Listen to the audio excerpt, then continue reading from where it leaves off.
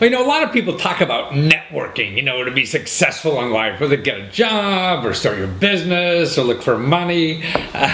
But it's a little intimidating, at least for me, because I don't have a lot of friends. I don't know where my network is. Or maybe you don't belong to a fancy country club, that gets you into things you didn't know about.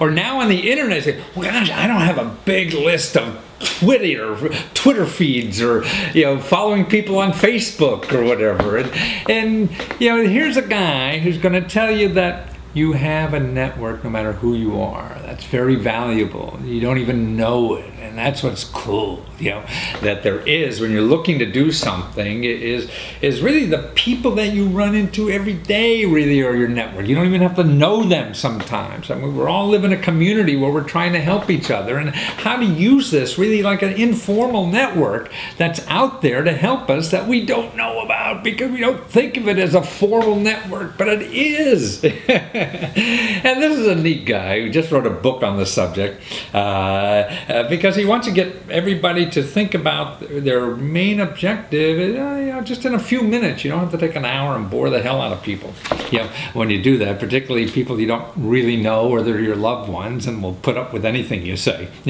So he has the principles on how to do this, and he lays them out very well. And actually, he's an actor, and he's been a professional headhunter for CEOs and things like that. Actually, he was on soap operas for a long time. And so he's a nice, personable guy, and he wrote this neat book that helps, and then he's going to come out with a new version just for recent college graduates, because they're looking for jobs and they don't even been around long enough, and all their friends can't help them get a job because they're on the same boat they're in.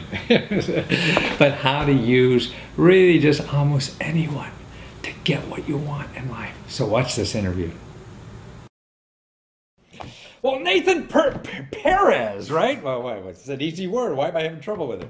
And the 20-minute communications, or actually, your website is really easier. It's 20mnm.com, right? That's correct. And you're really, I guess, one of the country's experts about how to handle a meeting for getting a job, right?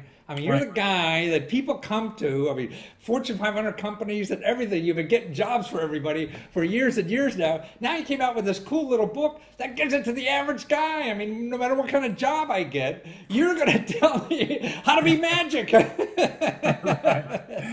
how do people screw this up? Why do they screw up in these interviews and stuff like that? Well, when it comes to networking meetings, some people are nervous. Some people are afraid of asking for help. And some people are, the other side of the table, because there's two sides of the table. The other side of the table, people are a little bit afraid that it's going to go and turn into this hour-long willy-nilly thing where it's not, structured. It's not a meeting. All meetings got to have this beginning, middle, and end.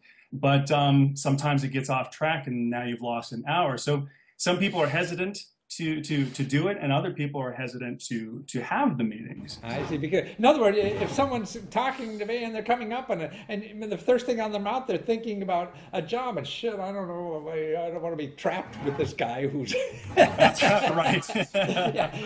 So you developed the skills that people need to not only make feel comfortable, but get in, get out, and not make anybody uncomfortable, and get your job done in the meantime.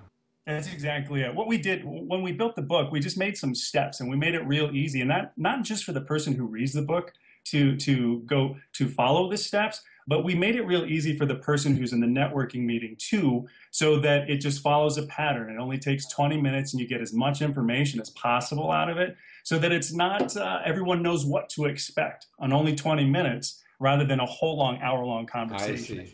So networking, really, you're talking about like trying to contact people, anybody you could think of who may be helpful in getting you a job. They may have jobs, they may not, but they may know somebody does. They may know companies who have. Man, if you're looking for help, man, you want to kick over every possible stone, right? So that's right. That's right. Yeah, this is how to approach these people. Then is what you're saying. Absolutely, and the thing is sometimes I think we hear about networking as we got to find the right people, and there's only certain people who are able to help us. But the fact of the matter is no matter who you know, no matter who this person is, or whoever you have ever met, let's go one step further. That person is an extended part of your network. It just might be dormant. But when you reach out and you ask for help, then you bring that network back to life. And you never know what one person can offer you a piece of information that gets you to your next step, whether that's to a job or for sales or whatever it may be. But you can never know until you ask for that help. So it doesn't mean I have to belong to the country club to have a networking meeting, huh? That's right. That's exactly right. So this could happen anywhere, and people you know or casually know or whatever is when you approach them. I mean, how to get that idea across simply and not have them work for you, right? But it's exactly it. If I were to come to you and I were just to say, hey, do you think you could help me find a job? Yeah. That's a real hard approach, and that other person might be a little reluctant to help you. But if I said, hey, can I sit down with you for 20 minutes? I have 3 questions I want to ask you, and I'm only going to stick to 20 minutes. Do you think you could take the time? And the other person might be likely to sit down with you. You've said it's 20 minutes, and you said it's only 3 questions. Much closer. And so then, what's the layout of the questions that you go through? Well, so what we did is we broke it down into the 5 most important parts of a networking meeting, and it's a great first impression. And everything that I'm going to tell you, it's not a bag of tricks. You'll note that it's kind of common sense. So it's a great first impression, and then a real brief overview of what your experience has been so far, because you want to kind of give them an idea of where you've come from and what you've done. And then a great discussion, and that's where those 3 questions come in that I mentioned. It's just 3 questions. And then the next thing after that is wrapping up the meeting.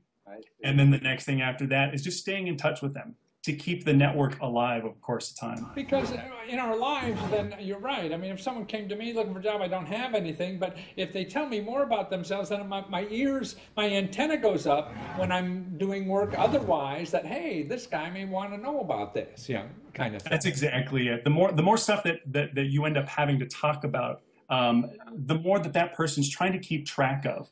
And if it's too much, then you never really know how to get back to what it is that we really want to be talking about. But if it's just a snapshot, because like I said, we give a time limit to each one of these 5 parts. So the first part is what? What's the first part again?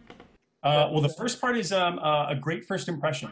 First impression, okay. Making eye contact and shaking hands and explaining how it is that you got there. And, it's just a little bit of warm up, just a couple of minutes of chit chat. And so you really block it out. So it sounds like people should really practice this somehow before they get out in the street anyway, to make sure, do this. Because all of us say, I got to go look for a job. And they think, but you're getting on stage. And if you don't rehearse a little bit, right? That's right. That's right. This is something that, we can sum it up just like this. This is your career. You're trying to find a job. This is something you want to take a little time with and be able to present yourself well and be able to articulate what it is that you have done so that person can understand. And while you may not get a job in that moment, that person remembers everything that you've said over some time and goes, I just had a meeting with someone who has a background a lot like that. Why don't I give you their phone number? Yeah, you're right. I mean, I got to get a job. I do a resume and go out. But it's really, you have to really get more organized than that. And it seems like that's what your book does, is help anybody looking for work get organized mentally, getting the details, and not that they're so offensive, and practice like anything. You don't go out and just hit a golf ball the first time and get a hole in one, right? Some practice. It takes some practice. It's okay to rehearse it. You walk around the living room and talk out. Exactly. That's too long. I talked about myself for 12 minutes, That's right. Oh, that's wonderful. So now, you were really a professional executive recruiter for many years, right? That's right. I'm a little bit different. Okay, so for those that might not understand how it works, the kind of company that I work for is hired by other companies when they need new leaders. So if you've ever wondered how a president gets their job, it's not from the newspaper in a want ad, right? It usually comes through networking or through recruiters. And recruiters, what they do is they call people up that are qualified and say, hey, I have an opportunity if you want to talk about this.